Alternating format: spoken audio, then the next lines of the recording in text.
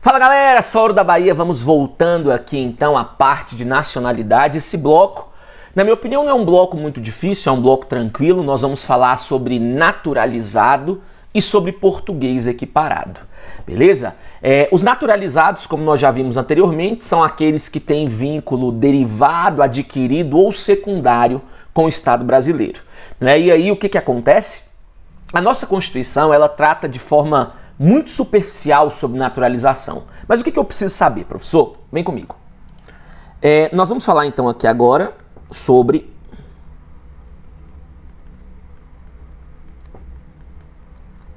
naturalizado. Beleza? E aí, para o cara então tornar-se um naturalizado, ele tem que passar por um processo de naturalização. Todas as formas que nós temos hoje são expressas, vou explicar isso. E basicamente nós temos a ordinária, a extraordinária e por previsões em lei. Ou alguns falam ordinária por previsão em lei, porque ela está prevista no mesmo inciso da ordinária. Mas vamos lá, vamos entender alguns detalhes aqui. Primeira situação. Para o cara tornar-se naturalizado, então ele tem que passar por um procedimento de naturalização. Como eu mencionei, a nossa Constituição ela trata de maneira extremamente superficial sobre naturalização, por isso que quem acaba, vamos dizer, esmiuçando isso é a legislação extraordinária. Nós tínhamos a antiga Lei 6.815, que era o Estatuto do Estrangeiro, mas foi revogado pela Lei 3.445, que é a Lei de Migração, né? Não aconselho perder tempo com essa lei só para a prova de constitucional. Se no seu edital tiver essa lei, tudo bem. Caso contrário, não tem por que perder tempo. Todas as formas de naturalização que nós temos hoje são expressas, ou seja, o indivíduo tem que pedir para saber se nós vamos conceder a ele a naturalização. Nós vimos, na verdade, no Brasil especificamente, um caso de naturalização tácita, mas tem muito tempo. Aconteceu no dia 15 de novembro de 1889, então já tem um tempinho. E aí, como eu falei, nós temos a ordinária, nós temos a extraordinária, que são as duas que vão despencar na nossa prova, e por previsão em lei. Mas essa aí eu falo daqui a pouco. Então vamos lá. Vamos começar com a ordinária. A naturalização ordinária, ela é aplicada para os originários de países de língua portuguesa. Então a naturalização ordinária ela é aplicada para os originários de países de língua portuguesa. Beleza? Eu vou colocar só o esqueminha aqui.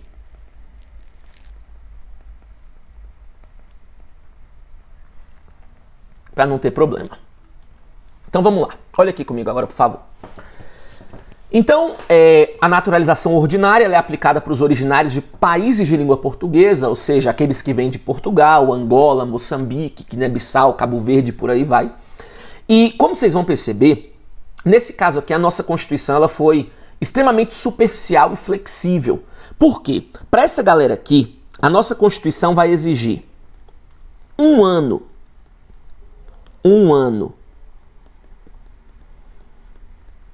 ininterrupto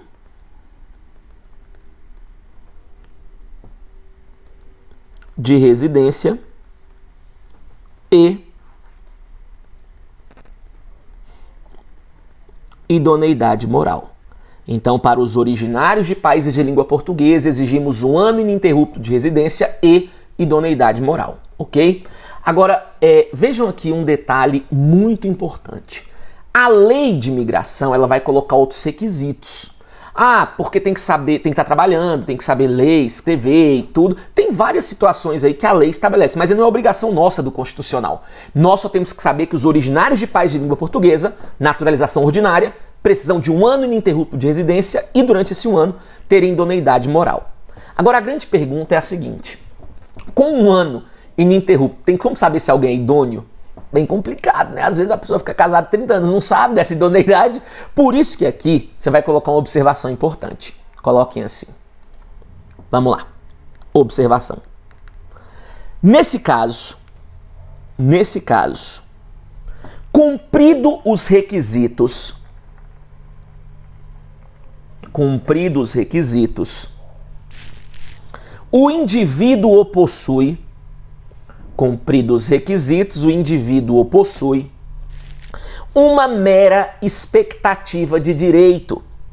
O indivíduo possui uma mera expectativa de direito. Entre parênteses, ato discricionário. Ato discricionário. Então percebam, pessoal, não é porque eu sou um originário de língua portuguesa, tenho 1 ano ininterrupto de residência, e durante esse 1 ano eu comprovo que sou idôneo, que o Estado é obrigado a me garantir a naturalização. Nesse caso, ter os requisitos faz com que eu tenha uma mera expectativa de direito, ou seja, o ato é discricionário. O Estado concede se quiser. Diferentemente, é a naturalização extraordinária, ou alguns vão chamá-la de quinzenária, que nós vamos aplicá-la para os originários de outras nacionalidades. Quer ver? Vem comigo então. Então nós falamos da ordinária, beleza. Nós vamos agora para a extraordinária. Ela, por sua vez, vai ser aplicada para os originários de outras nacionalidades. Como eu falei, o nome mais famoso é extraordinária, porém alguns podem chamá-la de quinzenária.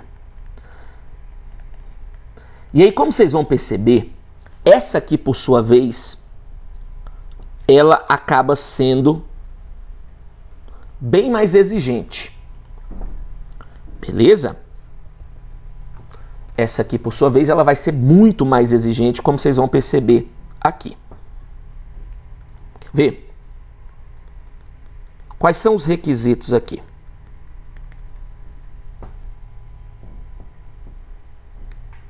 Requisitos.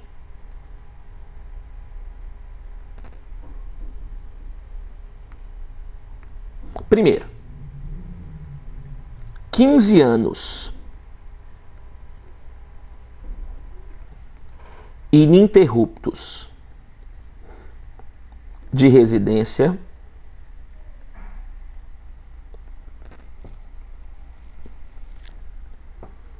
sem condenação criminal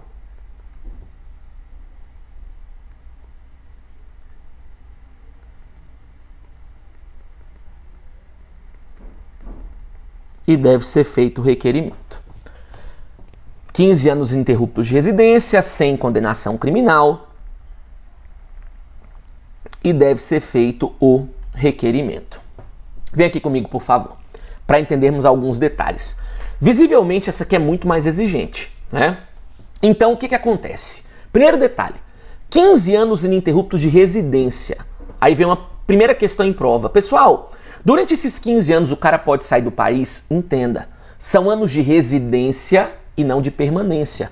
Durante esses 15 anos a pessoa pode sair do país sim, porém o que nós entendemos é que essas idas e vindas precisam ter um lapso razoável, né? Ou seja, eu não vou aceitar ficar 1 ano aqui, 1 ano fora, 1 ano aqui, 6 meses fora. Agora, pensando a contrário senso, se o cara tem que estar trabalhando no Brasil, 30 dias por ano não tem problema, né? Porque é o período em regra de férias.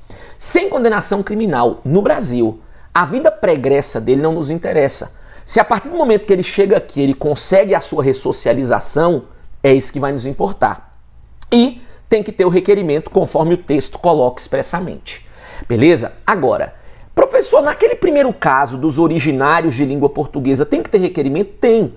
Só que o texto não fala expressamente. Né? Tem que ter o requerimento, até porque como é que eu vou saber se o cara quer se ele não fizer o requerimento?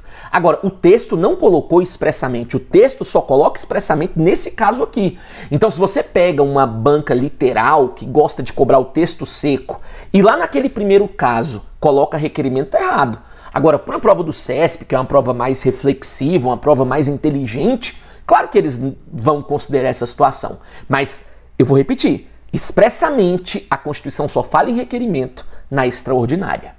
E aí, como vocês puderam perceber, além de outros requisitos que vão ter que ter em lei, a exigência aqui já foi bem intensa. Por isso que a observação aqui ela vai ser em um outro sentido, quer ver? Então vem aqui comigo, por favor. observação aqui.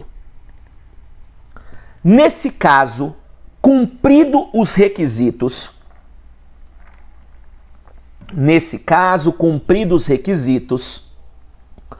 o indivíduo possui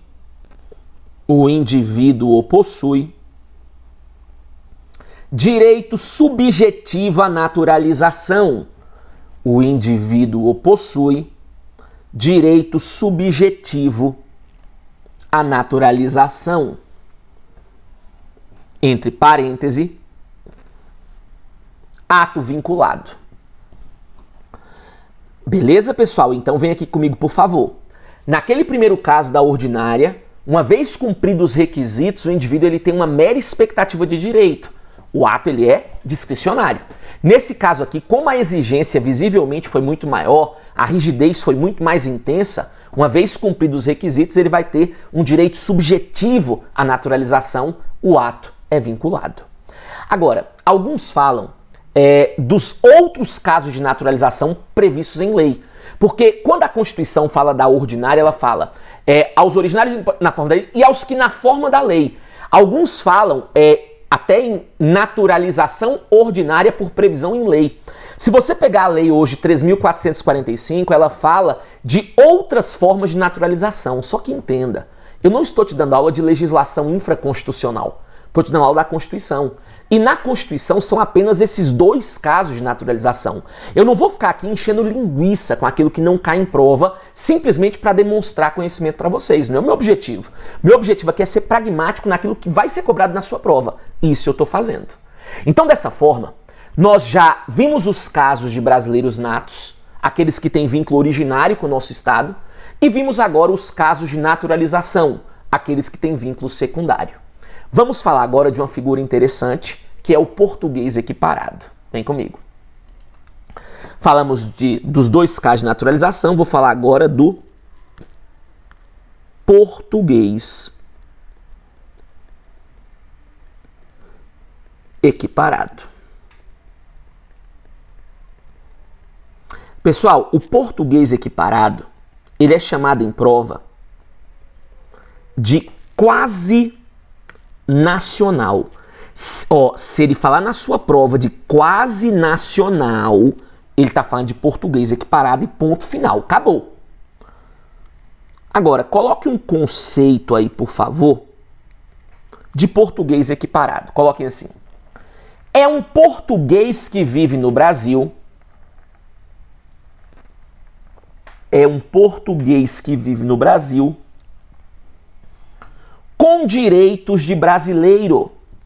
É um português que vive no Brasil com direitos de brasileiro. Pessoal, então, sempre que a partir de hoje eu falar de quase nacional, eu tô falando de português equiparado. De vez em quando ele fala que o quase nacional é o naturalizado. Não é. É o português equiparado, ponto final. Agora, olha o que eu falei. Ele é um português que vive no Brasil com direitos de brasileiro. Eu não quero que de maneira nenhuma você confunda naturalização e equiparação. Entendam. Quando o cara naturaliza-se brasileiro, ele vira brasileiro. Então, por exemplo, se vem um português pro Brasil e entra naquele caso que eu falei agora há pouco, é porque ele quer virar brasileiro. O português equiparado, não. O português equiparado, em momento nenhum, ele quis virar brasileiro. O tempo todo, ele quis manter sua condição de português. Agora, o que ele quer de nós brasileiros? Os nossos direitos. Então, na naturalização, você vira brasileiro. Na equiparação, você continua sendo português, mas você ganha os nossos direitos de brasileiro. Então, se eu tenho um português no Brasil gozando dos direitos de um brasileiro, ele é um português equiparado. Agora, não é simplesmente chegar e, vou equiparar. Não. O artigo 12, parágrafo 1º, ele exige dois requisitos para que a equiparação aconteça. Quais são? Então, nós vamos exigir dois requisitos.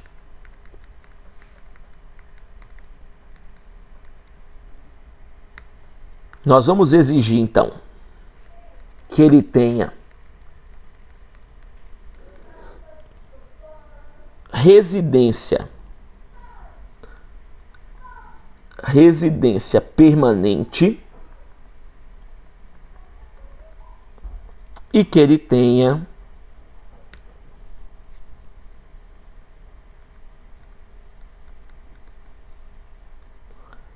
reciprocidade.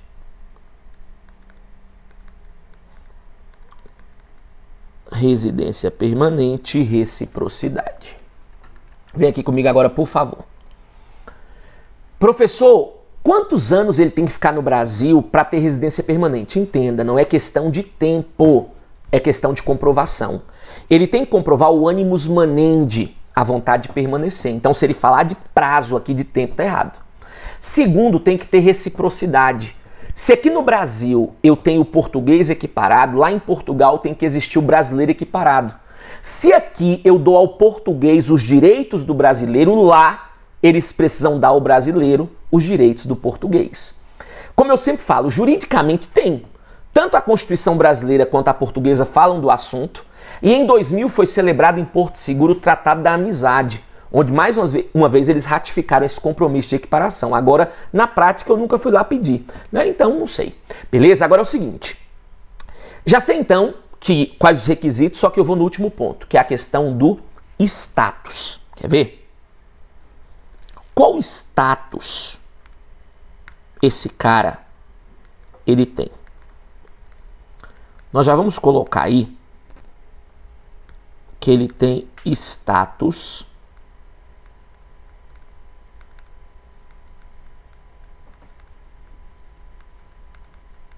de brasileiro naturalizado. Agora, vem cá. Eu sempre peço para que vocês leiam a Constituição, e quando eu falo ler a Constituição não é passar batido, é tentar entender. Quando você pega o artigo 12, parágrafo 1º, ele fala assim: aos portugueses com residência permanente no país, se houver reciprocidade, serão atribuídos os direitos inerentes ao brasileiro, salvo os casos previstos nessa Constituição. Serão atribuídos os direitos inerentes ao brasileiro. Até aí não falou nada, porque falar brasileiro pode ser nato ou naturalizado. Só que ele fala, salvo os casos previstos nessa Constituição. Deixa eu te perguntar, quem tem salvo na Constituição? Quer ver? Quem não pode ser presidente da República, nato ou naturalizado? Naturalizado. Quem não pode ser o presidente da Câmara? Naturalizado. Quem tem salvo na Constituição? Naturalizado. Então o status dele é de naturalizado, ou seja, tudo que um naturalizado pode, um português equiparado pode. Tudo que é vedado ao naturalizado é vedado ao português equiparado. Por incrível que pareça, quando a Constituição foi criada, ele tinha status de nato. Só que isso foi alterado posteriormente com a emenda de revisão. Beleza? Óbvio, né? Não tinha nem como. Então, dessa forma, meus queridos, nós falamos aí de todas as formas de vínculo que alguém pode ter com o país. Originário, falamos dos natos, derivado dos naturalizados, e do quase nacional, falamos do português equiparado. Não contraindo, não tendo nenhuma dessas três formas de vínculo, ele pode até estar no nosso país, mas ele vai estar na condição de estrangeiro. Beleza? Voltamos no próximo bloco com mais assunto de nacionalidade. Grande abraço e bons estudos. Valeu!